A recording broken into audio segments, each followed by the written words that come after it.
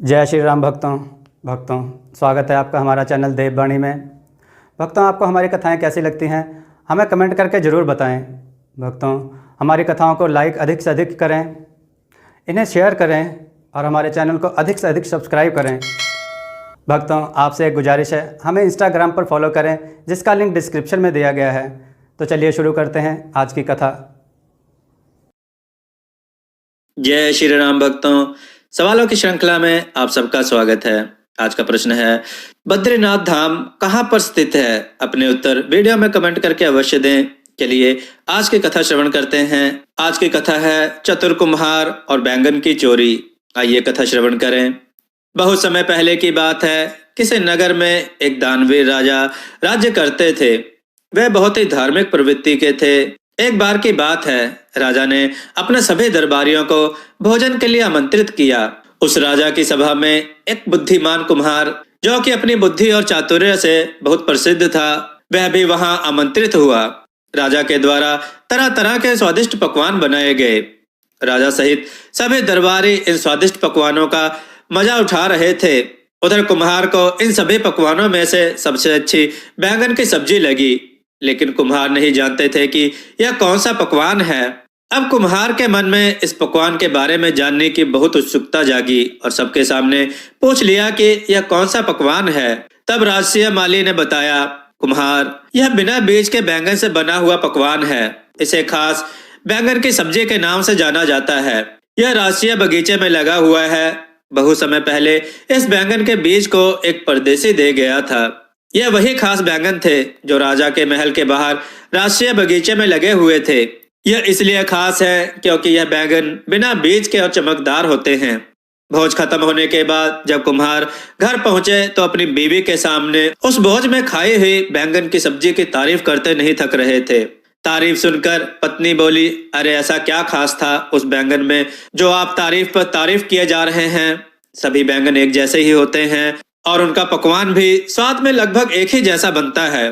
तब कुम्हार बोलता है, उसकी खासियत यह है कि वह बिना बीज का बैंगन था। वह राजमहल के बाहर राजसीय बगीचे में लगा हुआ है। राजसीय बगीचे में हर किसी का जाना संभव नहीं है। पत्नी बोली, ऐसा कैसे हो सकता है? भला बिना बीज का कोई बैंगन हो सकता है?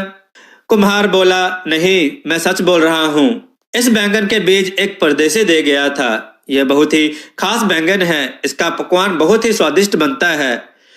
कुम्हार के इन बातों को सुन पत्नी के मुंह में पानी आने लगा।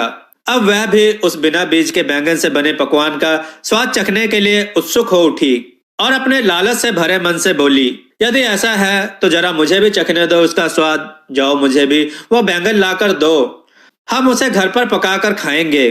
पत्नी की यह बात सुनकर कुम्हार घबरा जाता है और बोला, नहीं नहीं, ऐसा नहीं हो सकता, मैं उसे नहीं ला सकता। उस राजकीय बगीचे में राजा और माली के अलावा और कोई प्रवेश नहीं कर सकता। तब पत्नी ताने मारते हुए बोली, हे भगवान, कैसा पति है ये, डरपोक कहीं का। खुद तो स्वादिष्ट पकवान का मजा उठाए और अब मेरी उस बिना बीज के बैंगन के पकवान खाने की इच्छा को पूरा नहीं कर सकते। धिक्कार है ऐसे पति पर। कुम्हार पर उसकी पत्नी के इन तानों का कोई असर नहीं हो रहा था। आखिर में पत्नी कुम्हार को उकसाते हुए बोली, आप खुद को बहुत बुद्धिमान समझते हो ना, और राजमहल में भी आपकी बुद्धि के बड़े चर्चे होते हैं। तो अब मुझे यह बैंगन लाकर दिखाओ तो मैं मानूं कि आप बहुत बुद्धिमान हो। यह सुन कुम्हार सोचता है, अब तो बात इज्जत पर आ चुकी है। अब किसी तरह बैंगन को लाने की तरकीब सोचनी ही पड़ेगी। राजा को जब यह पता चलेगा कि मुझे बगीचे में देखा गया था तो उससे बचने के लिए भी पहले से कोई तरकीब सोचनी पड़ेगी। कुम्हार अपनी पत्नी को बोलता है, ठीक है, इतना ताने देने की जरूरत नहीं, ले आऊंगा बैंगन। यह सुन पत्नी मन ही मन बहुत खुश होती है। उधर कुम्हार रात के समय में चुपके से राजकीय बगीचे में घुस जाता है। सिपाहियों की नजर से बचते हुए कुम्हार किसी तरह बैंगन तोड़ लेता है और वापस घर आ जाता है। बैंगन देख कुम्हार की पत्नी बहुत खुश होती है और कुम्हार की खूब तारीफ करती है। दोनों मिलकर बैंगन का पकवान बनाते हैं। पकवान बनाने के बाद उनमें से बहुत अच्छी खुशबू आती है। कुम्हार की पत्नी अपने हाथ से जरा सा लेकर उस पकवान का स्वाद चखती है।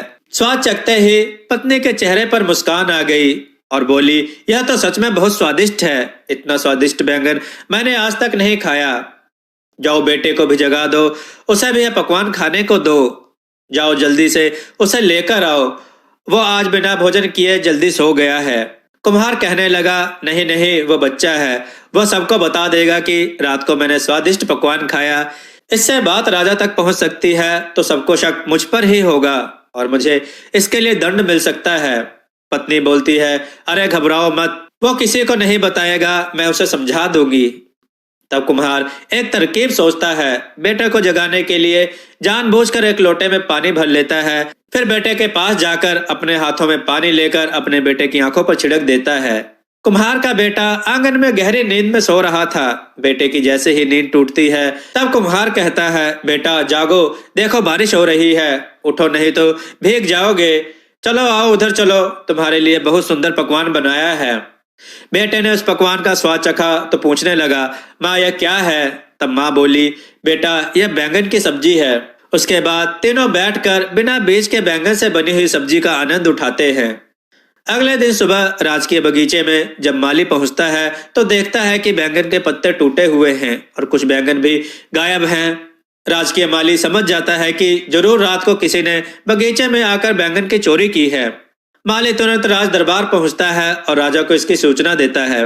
माली की यह सूचना सुन राजा बहुत गुस्से में आ जाते हैं और बोलते हैं, यह कैसे हो सकता है? उस बगीचे में किसी का भी जाना वर्जित है और उसकी सुरक्षा की व्यवस्था भी चाक चौबंद थी, तो कैसे यह चोरी हो सकती है? जब यह घटना हुई तब सिपाही कहाँ थे? दरबार में सन्नाटा छा गया। दरबार में उपस्थित सभी दरबारी और मंत्रीगण इस पर विचार करने लगे। तभी इतने में एक दरबारी बोला, महाराज कल जब हम लोग आपके भोज में पहुंचे थे और पकवान खा रहे थे तब कुम्हार ने बड़ी उत्सुकता से बैंगन के पकवान के बारे में जानने की इच्छा जताई थी।